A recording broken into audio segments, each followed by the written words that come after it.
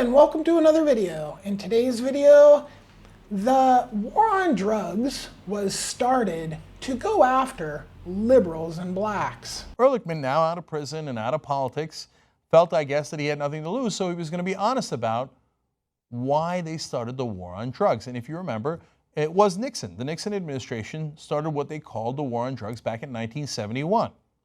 Turns out, it was not because they were concerned that drugs were really dangerous for Americans. It was for attacking their political enemies. Now, again, you might think, like, come on, this sounds conspiratorial. First of all, it's the guy who did the conspiracy who's admitting it. Second of all, he got arrested for and convicted on another conspiracy. It's not like he's shy about conspiracies. And Nixon, third of all, had an enemies list. These are all facts. So now here's Ehrlichman in his own words. He says, the Nixon campaign in 1968 and the Nixon White House after that had two enemies, the anti-war left and black people. You understand what I'm saying? We knew we couldn't make it illegal to be either against the war or black, but by getting the public to associate the hippies with marijuana and blacks with heroin, and then criminalizing both heavily, we could disrupt those communities. How do you see that and then not want to immediately end this nonsense political war on drugs? Now, 50 years later, it is the cause of the incarceration issues, immigration issues, faith in government issues, and needs to be ended fully. Dissolve the DEA, get rid of the parts of the FBI that do anything to do with drug enforcement, start paying reparations to countries where we have bullied them into adopting our racist, politically driven laws based on lies, and bullied these countries into enforcing our racist laws. We need to, and these are the very countries that originate most of the immigration. Like all the immigration issues, like a huge portion of Venezuela is coming now to the United States. This is because they democratically elected someone, and then we, the Bush family, crime family, tried to coup that elected president, democratically elected by the people of Venezuela. Okay, here comes the United States with our coup machine, and what happens? They turned a democracy, they being the Bush crime family, turned a democracy into a dictatorship-ish. Okay? With all the sanctions and all the BS that we have done to that country, we have created a nightmare. If we just let them alone to deal with their own country and their own decisions, but they democratically elected somebody to their country, they wouldn't be coming to our country in droves. Okay? So this is part of the reparations, coup reparations to every country in South America that we've couped. Okay?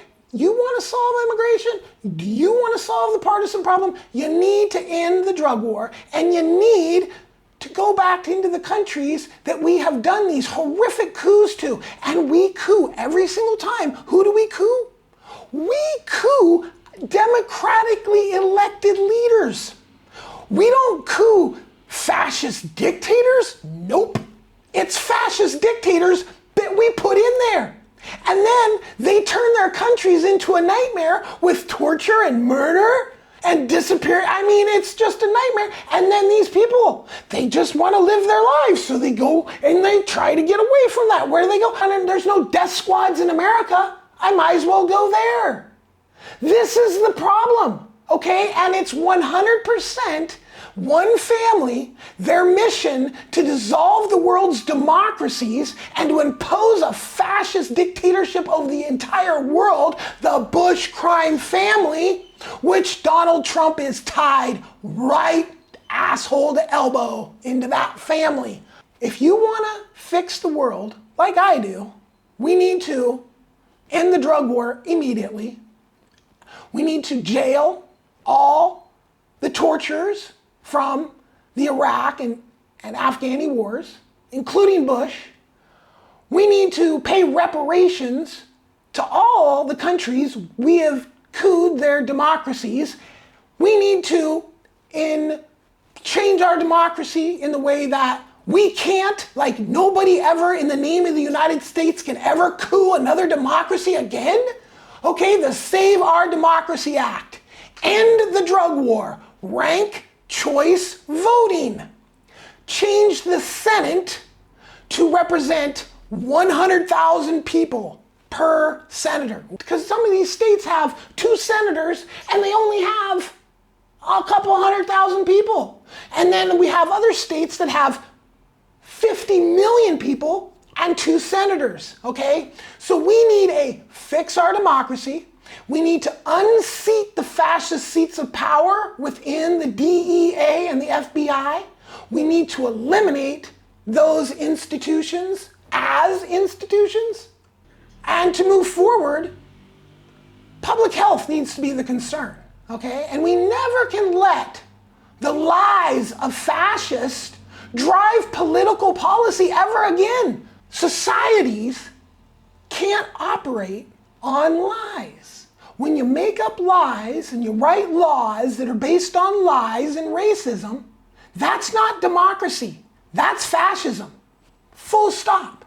So we're either going to undo all the fascist parts of the United States and fix our democracy, and then only support democracy and support them with every ounce of our blood, because then we won't have to worry about their people flooding our nation because they're happy at home.